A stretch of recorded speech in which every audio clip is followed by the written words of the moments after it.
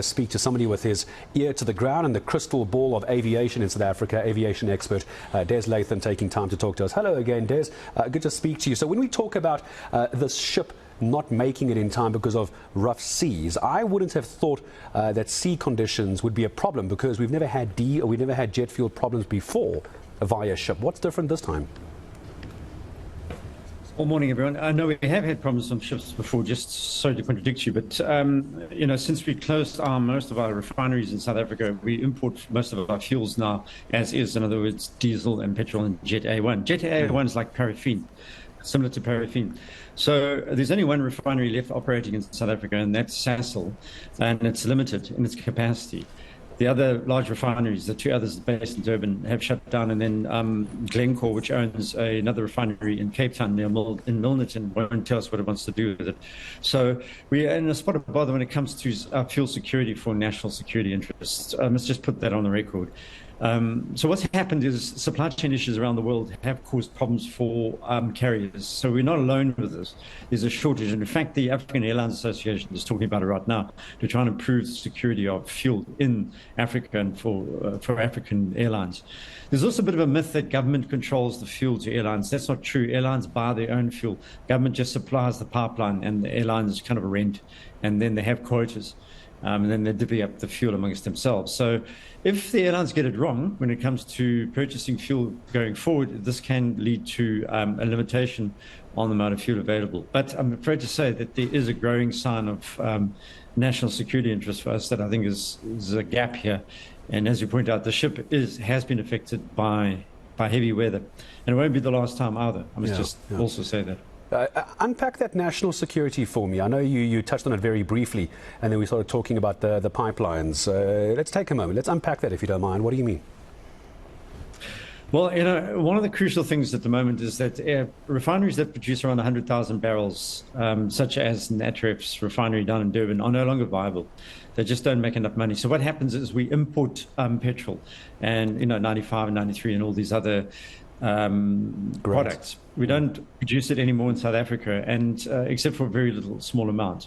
And that has become an issue because we're at the bottom end of Africa. So as supply chain issues grow, the world is a very insecure place.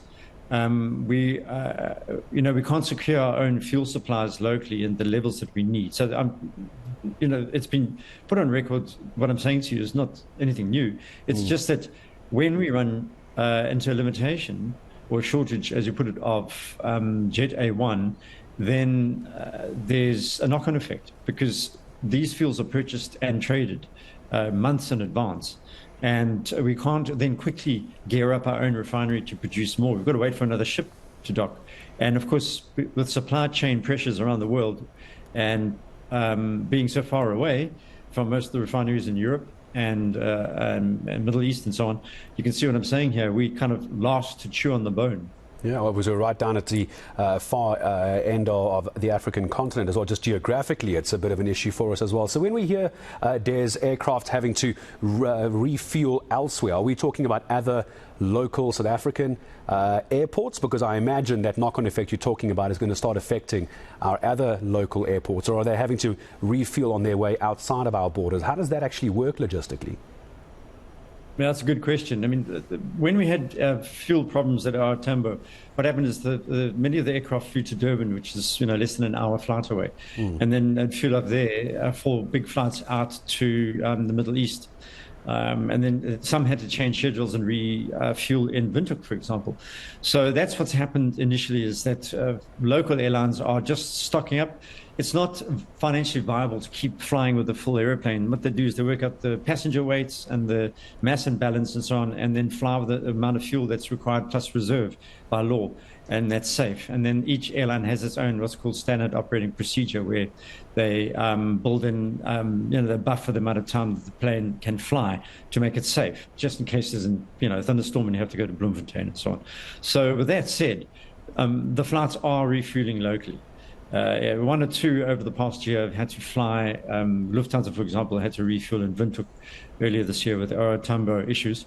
But there again, it was a combination of the damage, the storm damage that happened in Durban at the beginning of this year, which we'll forget about so quickly. But that also affected the delivery of fuel. And Des, just as I say goodbye, just very briefly, if you could, your crystal ball, any idea how long this might carry on? The shortage, I know the ship is en route. Any suggestions or guesses when it might stabilize? Well, we're told within the next 48 hours the ship will dock, and then there's some testing. They have to test the fuel. They can't just pump it up. We have to test, make sure each time one of these ships docked, you have to test for water and other things that may have, soiled the fuel. And then, so I imagine within less than a week, it'll be out. We will be back to abnormal, as they say. Well, certainly hope so. Certainly hope so. Des, thank you very much as always. Insight from inside the aviation industry, aviation expert Des Latham joining us here on eNCA.